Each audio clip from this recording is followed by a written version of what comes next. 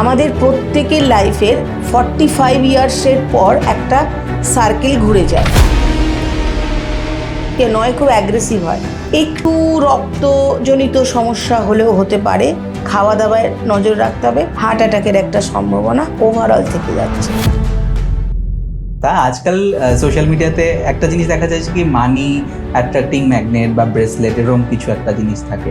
এই জিনিসগুলো কতটুকু কাজ করে বা বর্তমান সময়ে যারা একটু অর্থ সংকটে রয়েছে তাদের জন্য কি পরামর্শ? 25-এর মধ্যে যাদের যাদের ধরো খুব ব্লকেজ ছিল, বিভিন্ন কাজ শুরু করেও করতে পারেনি, কোনো জায়গায় ধরো একটা বাধা বিপত্তি এসছে, ওদের ক্ষেত্রে এই বছরটা ঠিক কেমন? ভীষণ।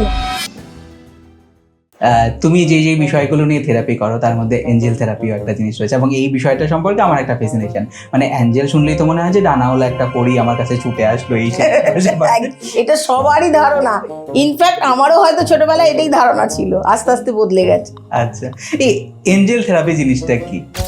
বশীকরণ কি আসলেই করা যায়? না, বশীকরণটা কেন করি আমরা?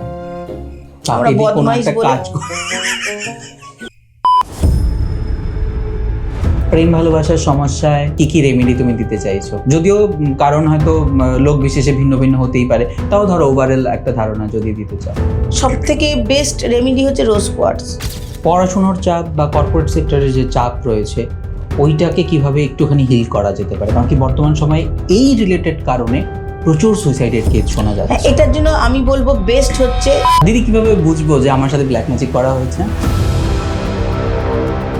শরীরের সিমটম দেখা দেয় তখন ডাক্তারের কাছে ছোটা হয়, সব রকম টেস্ট হচ্ছে, কিছুই পাওয়া যাচ্ছে না। তুমি স্নান করেও তুমি মনে হচ্ছে যেন তোমার স্নান হয়নি, চারপাশে একটা আঁশটে গন্ধ, 1টা থেকে 3টের মধ্যে তোমার বারবার ঘুম ভাঙছে, বেড়ালে বড় বড় চোখ দেখা, সূর্য তেড়ে আসছে বা কালো বেড়াল দেখা, এটা বাড়ির কারোর মৃত্যুর সংকেত।